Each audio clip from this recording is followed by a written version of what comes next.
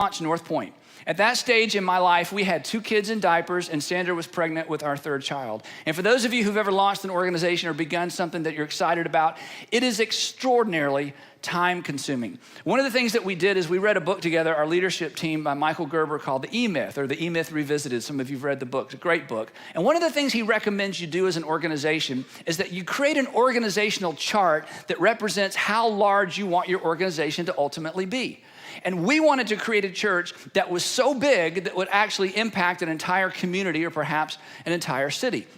So the 6 of us sat down and we created this giant organizational chart. And then he said, now you put everybody so that everything to do, and then you work your way out of those boxes, which is a great strategy. Except at the end of the exercise, we all had our name in about 20 or 30 boxes, which meant there was a lot to do, but we were so excited. Meanwhile, I got 2 kids kind of waddling around as toddlers and a pregnant wife who I love dearly. And without much time going by, it suddenly dawned on me that there just wasn't enough time. If I stayed at work until everything got done, I would never be home. If I stayed at home until everybody got their love tanks full and all my kids had their undivided attention, and Sandra had enough conversation time with me, I probably would never go to work. And then during this time, as we were kind of grappling with all this stuff, we had our 3rd child. And then we speeded up, our oldest child's potty training. I won't tell you about that in case you meet him someday. And then now we had one that was barely potty trained. Now we had 2 in diapers. And life was really intense at home. And some of you who are in that stage right now or can remember that stage, even though we kind of try to blanket out time. So when I'm at home, I'm thinking about work. When I'm at work, I'm thinking about home. And then to make matters worse, I just wasn't going to work. I was building the church. I was doing God's will. I was doing this thing that I felt called to do and impassioned about. And there was so much excitement and things were starting to grow, but things were very, very busy. Now, for those of you who've met my wife, the few of you, she is an extraordinarily capable person. In fact, years ago, we took a leadership test and she scored way higher than me in leadership. She is organized. She is efficient. She is the most get-it-done organized person. She has so much capacity. And so at this very, very, stressful time of our lives, she was just taking on more and more of the responsibility at home. And her heart was, you go build that church, and I'm going to cover the things at home. And I'm like, you cover things at home, and I'm going to go build the church. But there was a growing tension. And being in ministry, I knew the end of that story. And the end of that story, if you didn't do something kind of drastic, the end of the story looked kind of like this, a big mess. And I'd seen it happen not only in the lives of men and women who were in business, but I'd seen it specifically in the lives of men and women who were preachers and their children. Because in preacher's world, you have this idea that you're doing God's will. And so you pray a prayer that looks kind of like this: Lord, take care of things at home while I do your work and build the church. And it seems so glorious, and it seems so glamorous, and it seems so, right, and it seems so religious, and it seems so spiritual. And it just seems like God would answer that prayer, that God's gonna cover the bases and fill in the gaps at home while I go do his work and build the church. But I had talked to enough preachers and met enough preachers' kids whose lives were a complete mess, who walked away from the church and hated the church because they felt like their dad was married to the church, to know that something had to give in our life. And the other thing was this, and I don't want you to tell anybody I said this because this could be misunderstood, but if you are part of our network of churches or watch online, you're sophisticated enough to understand what I'm about to say. Just don't tell anybody else. Here's the thing. I did. See, when I don't know about you, when I got married, I didn't marry marriage. I married Sandra. And when she got married, she didn't marry marriage, she married me. And we didn't want our relationship to get to the point where we are committed to staying married. Now, I think people should be committed to staying married. But if that's all you got, it ain't no fun. Because everybody shows up committed to staying married. We're committed.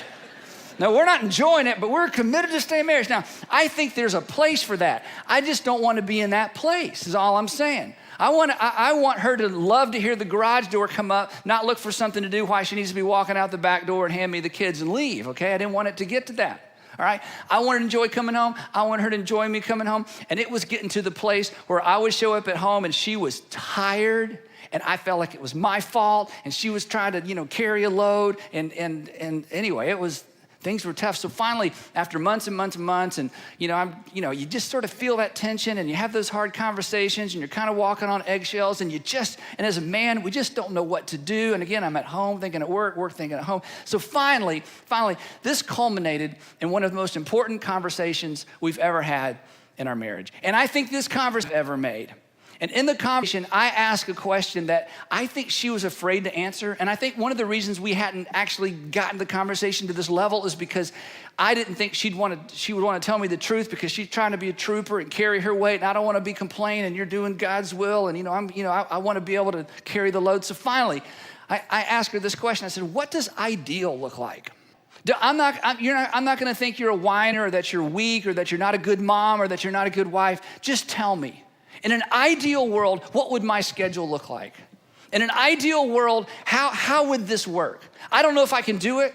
I don't know if it's realistic, but I at least need to know, so that we don't continue to kind of do this dance around something that you're thinking and I'm thinking, and we're both trying to do our part, because it just wasn't comfortable. It just wasn't going in a good direction. Now, I'm going to tell you what her answer is in just a minute, but I want to talk a little bit about this tension. When we hand to our husband, our wife, our significant other, who it is, whenever we hand to our children a responsibility that they are not equipped to carry, it's like handing them a big rock. It's like, honey, I got to go to work, and I'm going to be gone a long time, and I'm going to be traveling more than normal, and I need you to carry a responsibility that I know belongs to me, but I need you to hold this for a while I do something else somewhere else.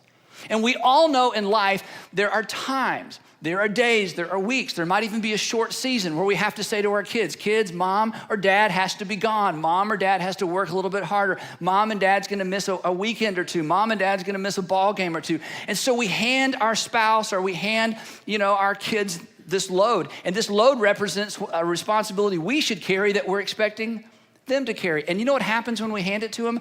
They always accept it. Because after all, I want to be a good husband while you work. I want to be a good wife, while you travel. I want to be a good son. I want to be a good daughter. I know that daddy works hard. I know that mommy works hard. So yeah, dad, I know you're not going to be here for the ball game. I know you're going to miss that recital, but I understand that I can carry that load. Yeah, I'm going to miss you. Yeah, I wish you were there, but I can carry that load. And so they carry that load. The problem comes is when we leave them with that load and we never come and take it out of their hands. And time goes by, and time goes by, and time goes by, and they begin slowly to wear out. And there's a tension, and there's problems, and there's stuff going on, and we don't completely understand what it is. Here's how you know that you've handed that load off to somebody in your family. When you're constantly repeating promises to do better. Daddy's gonna do better. Mommy's gonna do better. Honey, I promise. Honey, I promise. Honey, I promise. I'm gonna do better. I know you're right. And they're crying, and you're crying, and you know you're wrong, and you know you've done it again, and you know you came home late again, and you know you overscheduled again, and you know that you prioritized somebody else over them again, and you know you did it wrong, and you promise, and you promise, and you promise, and nothing changes. And you know how we justify this? Every once in a while we show up and we say, how's the rock? You doing okay with the rock? I know I've left you with that rock. Are you doing okay? Go, go, go, go. You can do it. You can do it. We cheer them on. We think we've cheered them on. And here's some flowers, okay? Here's some flowers, Hey, I bought you a box of golf balls. How's it going? You holding that rock, and then we go back off to whatever it is that we're doing. The other way that you've handed it off is this: chronically absent from important events. You miss another ball game, another recital, you miss another birthday. Oh no, I'm gonna be gone over our anniversary again. And the third way is you keep pointing to the future to make up for the past. It's gonna get better. Next year, next summer, next spring break, next Christmas, next Thanksgiving, next birthday, next time. I know I missed it this time. I know. But next time. When it's chronic, when it's repeated, when they just don't seem to change, when you're having the same conversations about the same things over and over and over, you have handed someone in your family a burden they were not meant to carry for very long. And then eventually, Their mental willingness to carry your load is overcome by emotional and in some cases physical exhaustion. And they drop that rock. And it's so interesting when the rock drops in a family. For men, we look at the immediate event and say, what happened? All I said was pass the ketchup, and she just broke into a puddle of tears and ran out of the room. What is that? All I said was, I'm gonna be 5 minutes late. She hangs up the phone, I get home, she's not even there, and I haven't heard from her in 3 days. You know what happened? All I said was, honey, I might I might not get there till the end of the recital, and she was locked her room, and the music's loud, and she's not talking to me, and you're not, what? All I said was, all I did. And what we don't understand, it was one more coat hanger and a full closet, and it was the last one. And somebody dropped the rock. When the rock drops, grades plummet sometimes. When the rock drops, intimacy evaporates. When the rock drops, you tell your husband, look, I've got a trip, and this took me by surprise as well. And instead of seeing sorrow in his eyes, you think you might have just read, I'm glad you're going on another trip. It's better when you're not around. Now, if you haven't been there, someday you might be there. And there's nothing worse in a family than when the rock drops, because I hate to tell you this, even though I should bring you the good news. Sometimes when it drops, there is irreparable damage. Sometimes it signals the end of a relationship. Sometimes, even though most of the pieces can be put back together, it's a little bit like Humpty Dumpty. You can't get them all quite back together. And then sometimes it takes seasons and then sometimes years to bring about the trust that was lost. When you ask someone to carry a load that you were intended to carry, but because you had something else to do, you left it with them a little bit too long. Now, I understand why this happens. And part of the reason that this happens is this: we love progress. And in the marketplace and in the industry where you work, or the world that I work in, we love progress. And when I go to work, I can measure progress, can't you? When I come home, I can't measure progress. There's no progress, I'm just home. If I stay at work for 2 extra hours, I get stuff done, and I can put a check in a box, and I can make a call, and I can tell somebody I finished something. When I go home, I'm just home. Like most of you, I can't make any extra money at home. I have to be at work. At home, there aren't any awards celebrations. I've never gotten a trophy at home. Have you? I've never gotten a plaque at home. I haven't had everybody sit around and cheer when I walked in and bring me up and hand me something. There are no financial bonuses connected with being at home. You're just home. So I understand this, and I think this is the thumbprint of God on you. I think God, who loves progress in you and progress in the world, and think of all that God has created, this is the thumbprint of God. This isn't a bad thing. But when it gets out of control, when your desire and your quest for progress, whether it's growing something, building something, making more money, creating a name for yourself, whatever it might be, all of which are good things, when those things begin to compete with the fundamental things, with the essential things, and when you begin to cheat what is most important for the sake of something that's secondary, then there is a problem. So with all that as a backdrop, and knowing all of that, and having seen that in the lives of so many families, Sandra and I sit there and I say, what's ideal? What does ideal look like? And don't be afraid to tell me. And she said, well, at 4 o'clock, I'm done. I'm just done. I don't have any energy. I got to start thinking about dinner with the 3 kids. I'm just, by 4 o'clock, no matter how disciplined I've been and how, all the things I try to do to pace myself, from 4 o'clock to 6 o'clock or 4:30 to 6:30, those are the worst 2 hours of the day. And Andy, that's when you show up. You show up at 6 o'clock or 6:30, and I'm done. And I try so hard, and I just don't have it in me. And we had a great conversation. I said, so what's ideal? She said, could you come home at 4? And I was so glad she told me. And she just didn't want to tell me because she knew what a burden that would be. And so I made a decision. It was one of the toughest decisions I've ever made as a leader, certainly as a pastor, but I think it's one of the best leadership decisions I ever made. And as difficult as it may have sounded, there was part of this that made it kind of easy.